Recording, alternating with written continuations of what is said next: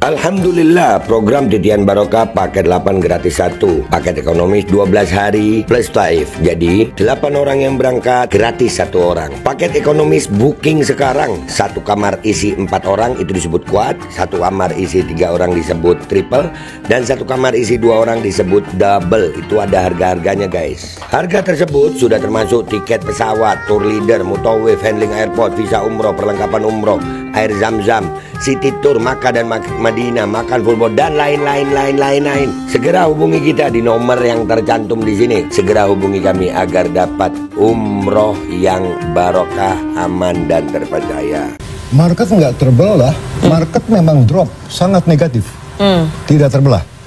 Sejak muncul isu adanya Danantara, itu saham-saham yang masuk ke Danantara, terutama bank-bank Himbara, itu dibuang abis, sell down. Termasuk Telkom. Ini tidak terbelah. Ini udah satu indikator bahwa masyarakat tidak bisa menerima Danantara. Nah, pertanyaannya kenapa? Kenapa tidak bisa menerima Danantara? Satu, Mbak, bank saya katakan tidak boleh masuk Danantara. Kenapa? Bank mempunyai yang namanya systemic risk. Ya, ingat kan kasus Senturi yang kecil aja, ya, semua kelabakan, dan semua orang di market mengatakan, wah ini bisa dijadikan alat, ya, bank kan punya likuiditas, ya, bisa dijadikan alat politik, kan itu, ya kan? Saya sudah katakan di Dewan Pakar, tolong keluarkan ini bank. Dewan Pakar. Saya pernah menjadi, Gibran, ya. Saya katakan kepada Pak Ketua Dewan Pakar, Pak Burhanuddin Abdullah, keluarkan Pak yang namanya bank. This is systemic risk. Waktu itu market belum bereaksi, dan ternyata begitu diumumkan Danantara, bank masuk ke sana, jebol semuanya, Mbak. Nah, yang kedua, saya pertanyakan kembali, ya Mbak, ya, ini saya dari kacamata bisnis, ya, saya cuma mau tanyakan, apakah kalau menyambung kepada idenya Pak Sumitro Joyo Hadikusumo, kita memerlukan super holding? This is a question mark. Sebab apa? Sebetulnya yang kita perlukan bukan super holding, tapi an SPV, special purpose vehicle. Nah, yang kedua adalah ada myopia, kesalahan tentang aset. Aset dibilang 14 triliun, net worth-nya itu cuma 10%, Mbak.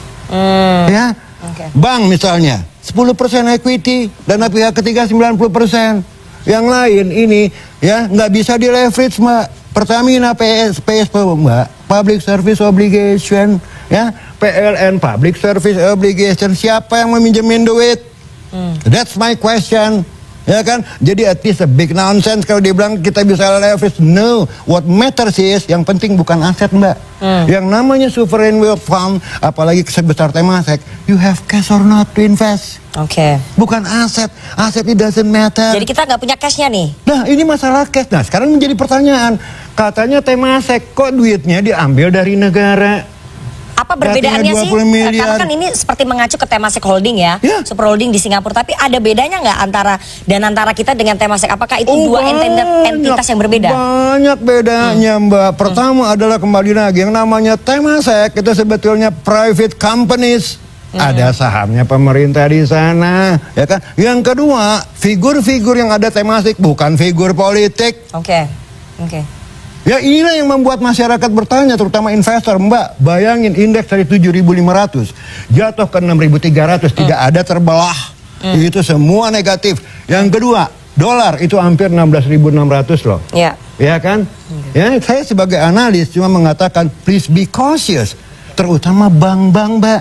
Ya, bank ini tidak boleh masuk ke dalam satu rumah. Nah, sekarang begini, Mbak. Ada nggak sih yang mau invest dengan kasus Pertamina kayak gini? Siapa yang mau invest? Ray Dalio. Dari mana Ray Dalio? Dia bilang ini Pertamina kayak begini, bos. Ya kan? Nah, yang kedua adalah adanya kembali lagi di luar bank systemic risk di dalam satu rumah yang namanya super holding. Once satu company terjadi kayak kasus Pertamina ini, orang akan melihat, itu akan berpengaruh terhadap yang lain lah. Dia bilang, ini bagaimana sih manajemennya? You can control Pertamina or not? Anda sudah pernah menyampaikan itu ke Pak Burhanuddin Abdullah, ya? Udah. Terus respon beliau apa? Respon beliau saya juga nggak tahu apa, cuman tertawa-tawa aja kayaknya, ya, cuman menanggapi oh iya begini begitu, tapi tidak direspon secara action. Saya bilang, Pak, ini berbahaya yang namanya bank dibawa masuk ke sana. Fine, we cannot batalin, ya, Danantara, tapi please cabut itu bank. Jadi jangan yang bank yang masukkan. Jangan. Dan yang kedua, kembali lagi kalau ngomong aset value sekarang, Mbak, siapa yang mau? Ya kan 90% aset BUMN adalah busuk. Maksudnya gimana tuh? Ya, nggak ada yang bisa di-capitalize. Oke. Ya karya-karya misalnya dan yang lain-lain. Ya kan yang dimasuk 7 dulu, ya, 7 yang besar. Aja bermasalah. Yang dividennya tinggi. 7 aja bermasalah satu Pertamina. Bagaimana? How can you leverage it? Jadi kan investor nggak akan percaya untuk invest. Akan, Mbak. Okay. Please believe me, tidak akan. Oke, jadi IHSG anjlok, nilai tukar rupiah melemah itu adalah sentimen negatif karena peluncuran Danantara. Karena kembali bukan masalah Danantaranya, kembali lagi vehicle-nya salah. Bukan Danantara, bukan super holding yang kita butuhkan, tapi special purpose vehicle kayak INA. Ini salah super. Yuk, kita mau ngapain dengan aset itu? You cannot leverage it up. Ya kan, apalagi banyak selebihnya, everyone knows lah bahwa BUMN itu kan kebanyakan busuk. Oke, silakan Pak Wihadi. Jadi yang dibutuhkan bukan Danantara, tapi special purpose vehicle. Bukan super holding. Bukan super holding. Apa yang disampaikan Profesor ini kan pengamat pribadi kan. Jadi begini, kalau kita bicara nasionalisme, apalagi Prof ini pernah di TKN, kita bicara nasionalisme, bahwa sekarang ini, dalam situasi yang sekarang ini kita tahu, bahwa situasi yang ada di Indonesia ini bukan satu-satunya adalah situasi Indonesia. Secara regional, ini global. Sekarang global, ini pun sedang tidak baik-baik saja. Dan ini adalah sesuatu hal yang memang membutuhkan semuanya berpikir secara positif. Kalau semua berpikir secara negatif, ini justru mempengaruhi market. Yang sebenarnya kalau kita bisa encourage market ini akan bisa lebih tahu sebenarnya apa di masalahnya. Kalau kita bicara mengenai masalah market daripada pasar modal misalnya, apa yang terjadi dengan pasar modal? Kita bicara masalah kurs, kita bicara mengenai masalah inflasi. Itu banyak terpengaruh faktor eksternal. Itu terpengaruh karena permasalahan daripada kurs dan inflasi. Kemudian kalau kita bicara mengenai masalah kebijakan Trump, kemudian kan ini juga ada pengaruh. Tetapi tidak bisa kita salahkan sendiri bahwa ini adalah karena Danantara. Kita lihat pasar modal itu sudah mengalami koreksi dari sebelum Danantara. Ini udah jelas. Jadi jangan kemudian dianggap bahwa ini Danantara. Ini kan permasalahannya hanya karena nggak kebagian di Danantara aja. Ya kan, maksudnya siapa yang nggak kebagian di Danantara? Ya, banyak orang yang kita melihat bahwa dengan Danantara ini banyak yang terkikis permasalahan-permasalahan ini. Artinya apa? Artinya dengan adanya lembaga-lembaga keuangan ini, maka lembaga-lembaga keuangan negara, lembaga-lembaga keuangan asing, maka tentu akan berpikir bahwa dia tidak bisa langsung begitu saja. Kalau kita bicara mengenai masalah yang namanya aset BUMN, kalau dikatakan bahwa aset BUMN semua busuk, ngapain kita ngikutin PLN sekarang? Kenapa kita mesti harus beli Pertamina kalau semuanya busuk? Ya bukan hidup di Indonesia kalau bicara seperti itu. Dan ini kan kita harus tahu bahwa yang namanya kita bicara BUMN karya itu semuanya kan banyak yang pada saat periode lalu dengan PSO. Artinya adalah penugasan yang kita katakan untuk dengan jalan tol. Nah ini yang mesti harus dipahami bahwa kita ini merah putih atau tidak, permasalahannya ini. Jadi kalau kita bicara ini, bagaimana kita mengencourage market dalam situasi yang sekarang ini?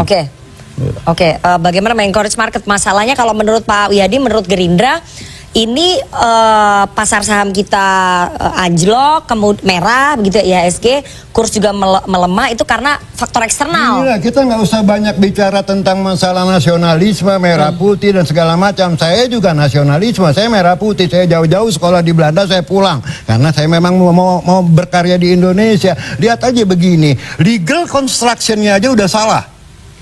Tadi saya bilang, yang kita butuhkan bukan super holding, tapi SPV seperti INA. Lantas ada yang bilang, oh kita bangga dengan 14.000 triliun aset loh. What matters is not asset, you have cash or not.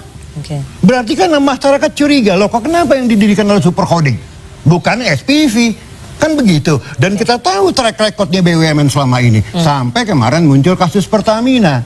Who wants to believe it? Who wants to buy the story? Kan itu poinnya.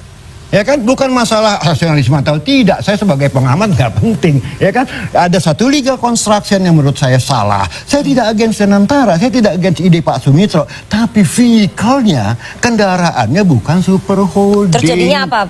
Ya tadi, SPV, kayak INA. Kenapa INA tidak dibuka? Ya kan, ini kan masalah investment, ya kan? Ini kan sekarang begini Mbak, ya kan? Oke, Mbak kalau mau investasi, mesti punya modal misalnya 30%. Ya kan? Leverage dengan bank loan 70%. Dan it matters. Tapi you have cash 30%, bukan aset. Jadi 14.000 triliun itu net worth-nya cuma 10%. Kan bank cuma 10% equity-nya. 10% itu pun sebagian yang pabrik, ada milik pabrik, Mbak. Nah, yang saya pertanyakan kembali lagi, ini kok OJK diam-diam aja ya? Ya kan? Padahal kan ini public companies. Dan kalau public companies dibawa ke satu rumah yang akan ada menimbulkan systemic risk, dia sebagai pengawas bank, dia harus bersuara loh. Oke, Pak Toto, Anda sebagai... Saya jangan kena... Alkodi kembali hadir. Baju koko kesayangan Anda kini sudah tersedia kembali. Untuk pemesanan hubungi nomor di atas. Dengan desain yang semakin modern dan bahan yang semakin nyaman. Alkodi siap menemani ibadah dan aktivitas sehari-hari Anda. Dapatkan koleksi terbaru Alkodi sekarang juga.